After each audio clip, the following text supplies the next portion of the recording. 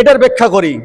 আল্লাহ সুবহানাহু ওয়া তাআলা মুসা কালিমুল্লাহকে বললেন, আমি অসংখ্য রিজিক দেশের মানুষকে দান করেছি, ওরা যেন খায়, হালাল বস্তু বলে খায়, যাতে বান্দাই না করে।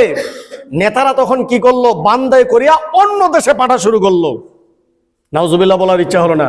আল্লাহ নিষেধ করলেন, কুলু মিন তাইয়্যিবাতি মা রাযাকনাকুম, আমি যে রিজিক দিয়েছি, পবিত্র বস্তুগুলি দিয়েছি, আর পাথর থেকে পানি বের করতেছি, এগুলো ওরা খাবে, কিন্তু বান্দাই করা নিষেধ। এরা তখন কি করলো? বস্তা নিয়ে গেল, হাড়ি নিয়ে গেল, বিভিন্ন কলস নিয়ে গেল, নিয়ে গিয়া বিদেশ পাচার শুরু করলো।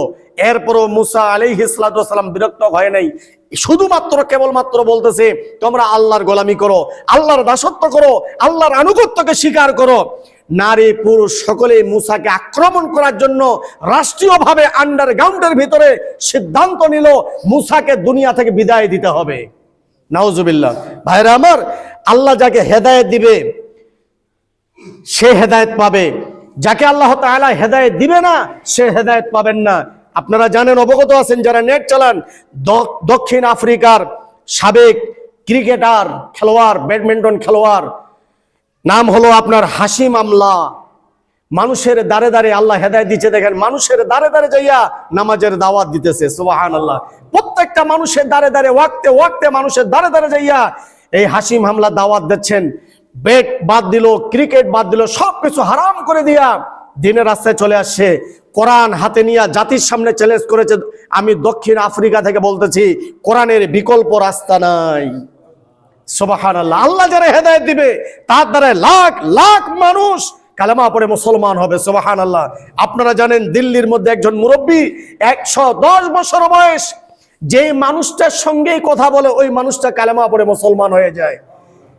জালিম শাসকরা অতীতে চাইছিল জাকির নায়েককে দেশ থেকে তাড়িয়ে দিলে পরে, বাংলার জমিন থেকে হক্কানি আলেমদেরকে মুছে দিলে পরে দিনের দাওয়াত চলবে না।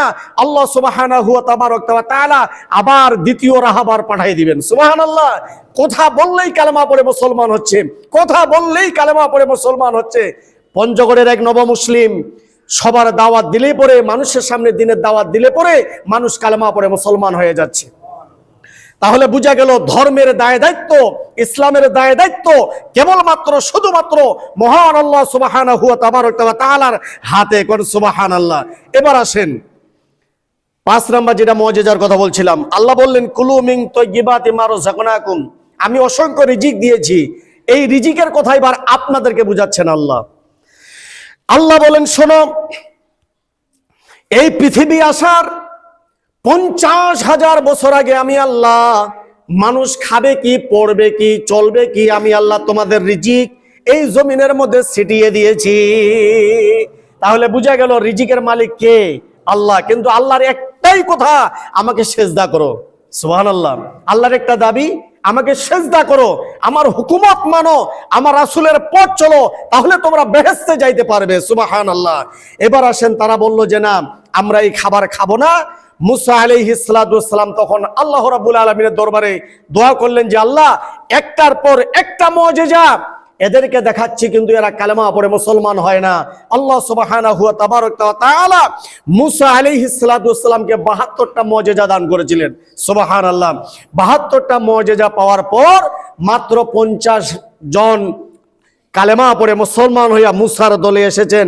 বাকি 12টা গোত্রের লোক বেকাতারা, হ্যাঁ, এরা কালেমা পড়ে মুসলমান হয় নাই, এরা নেতার দিকে তাকিয়েছিল। আল্লাহ বলেন, ওমা যালামুনা ওয়ালাকিন কানু আনফুসাহুম ইয়াযলিমুন, হে মুসা, তারা আমার কোনো ক্ষতি করতে পারে নাই, তারা নিজেদের পায়ে নিজে কুড়াল মারছে। তারা আমার কোনো ক্ষতি করতে পারে নাই, তারা নিজেদের পায়ে নিজে কুড়াল মারছে। আজ ভদ্রলোক গাছে চড়ছে কুড়াল নিয়া, শুকনা ডালে বসে গোড়া কাটতেছে, নিচ দিয়ে লোক হেঁটে যাচ্ছে। ভদ্রলোকটাকে বললেন, মল্লু রে মল্লু। লোকটা ওই জায়গা থেকে নামবিয়া ভাঙ্গা কবর শুধু আছে। মানুষ কইছে, মল্লু রে মল্লু, আমি তো মরে গেছি। মোরা মানুষটা যে কবরস্থানে শুধু আছে, যে না ভাঙ্গা ঘর, ওটা যায় শুধু চিত্র কাটি আছে, আর উঠে না। ওই যে মানুষ কইছে মল্লু রে মল্লু, ও যে কিভাবে কথাটা কইছে ওটা বোঝার চেষ্টা করে নেই। কবরস্থানে শুয়ে আছে, গভীর রাত, ওই রাস্তা দিয়ে ডাকাত দল ডাকাতি মাল নিয়ে যাচ্ছে। দেখতেছে খুশুর মুসুর শব্দ, ভাঙ্গা গরত কে সুদিয়াছে রে, লাইট মারি দেখে একটা ভদ্রলোক না সুদিয়াছে। এই বেটা এটা কি? ডাকাত দল কজে বোধহয় আমাকে ধরাই দিবে, পুলিশক খবর দিবে, র্যাবক খবর দিবে। কোলার ধরে টানি উঠেছে, বেটা এটা কি করিস? ইতিহাস খুলে বলছে আমি শুকনা ডালে বসিয়া ডালের গোড় কাটতেছিলাম, নিচের লোক কয়েছে মল্লু রে মল্লু, তাই কবরস্থান শুধিয়াছি। আজ থেকে হুজুরের বয়ান আর শোনা যাবে না, আমি তো মরে গেছি আবার জিন্দা হয়ে গেছি। ডাকাত দল লাগে তাড়িয়া লাথি, বেটা উঠ বাড়ির যা। মায়ের উপর মায়ের, মাইরটাই খাই দেয়, কয়ে এইটা মনে হয় মুনকার নকিরের আজাব, এটা মনে হয় কবরের সোয়াল জবাব আমার হয়ে গেল। আমি এখন হাসর মিজান তামান পার হইয়া এখন আবার দুনিয়াতে চলে এসেছি, মৌলবীর কথা শোনা যাবে না। এটাই আখিরাত, এটাই জান্নাত, এটাই ফুলসিরাত। মাইটের খাই আসি আবার বাড়িতে বসিয়ে আছে। জোরে বলেন নাউজুবিল্লাহ। আপনি আমি আমরা ধর্মের দাওয়াত, ইসলামের দাওয়াত এতভাবে দিচ্ছি, আপনি আমি যদি বোকারামের মতো থাকি যে হুজুর যা বুঝায় বুঝক, ইসলাম মানা যাবে না, ইসলামের সুশীতল ছায়াতলে আশ্রয় গ্রহণ করা যাবে না।